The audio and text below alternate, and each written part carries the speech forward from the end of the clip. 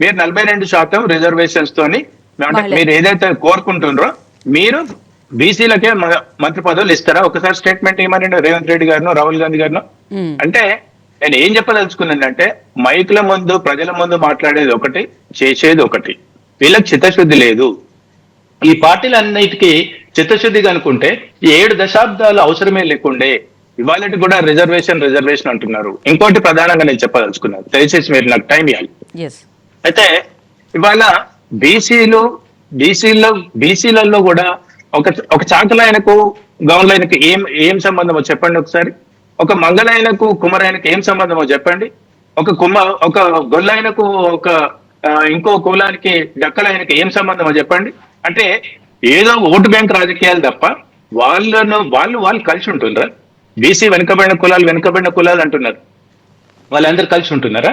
వాళ్ళందరూ కలిసి సహజీవనాలు చేస్తున్నారా? వాళ్ళు అందరు కలిసి ఆ కుటుంబాలు పెళ్లిళ్ళు చేసుకుంటున్నారా? అంటే సామాజిక వ్యత్యాసం మీ కులాలలోనే చూపిస్తున్నారు. కేవలం ఓటు బ్యాంక్ రాజకీయాల కోసం, ఓన్లీ రాజకీయ నాయకులే లబ్ధి పొందడం కోసం ప్రయత్నం చేస్తున్నటువంటి ఇంత పెద్ద మా బీసీ మాకు 56% ఉన్నామని అంటున్నారు. కానీ మీలోనే వివక్ష ఉంది కదా. ఇంకా ఆ వివక్షలో రాజకీయంగా ఇవాళ ప్రజాస్వామ్యంలో భారతదేశంలో పొలిటికల్ పవర్ ఈజ్ అల్టిమేట్. ఇవాళ స్థానిక సంస్థలలో 42% రిజర్వేషన్స్ ఇచ్చి వాళ్ళ తలరాతలు ఏం మారుతాయని నేను అడుగుతున్నాను. బీసీల కోసం బీసీలు వాళ్ళు రాజ్యాధికారం చేయాలి. వాళ్ళు ఏమంటున్నారు? మందకృష్ణ మాదిగ గారి గతంలో కూడా లేకపోతే వేరే వాళ్ళు మాకు రాజ్యాధికారం ఇవ్వండి అని అంటున్నారు. మీరు రాజ్యాధికారం ఎక్కడ ఇస్తలేరు? ముఖ్యమంత్రులు ఏమి ఇస్తలేరే? మీరు డిప్యూటీ సీఎం ఇచ్చారు, డిప్యూటీ ఇచ్చారు, కానీ ముఖ్యమంత్రి ఎందుకు అయ్యారు?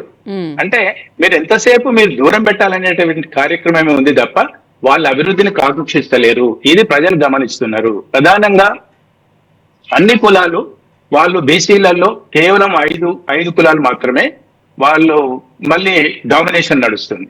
అంటే ఈ క్లాజ్ కంపల్సరీ. ఇప్పుడు వెంకట్ చెప్పాడు, మేము బీసీలకు 42% రిజర్వేషన్ ఇవ్వాలనుకుంటున్నాం, మా ఆకాంక్ష బలమైంది.